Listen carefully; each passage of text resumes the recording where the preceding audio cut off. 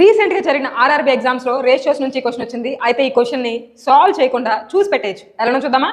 The ratio of two numbers is 3:8 and the difference is 115. Then smaller of the two numbers is.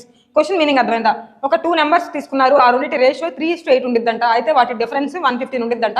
Smaller number ఏంటి అని అడుగుతున్నారు. జనరల్గా trick తెలియని వాళ్ళు ఏం చేస్తారంటే ఆ టూ నెంబర్స్ని X, Y అనుకుంటారు. ఆ రెండింటి రేషియో అంటే X/Y 3/8 అని ఇచ్చారు కాబట్టి అది తీసుకున్నాము.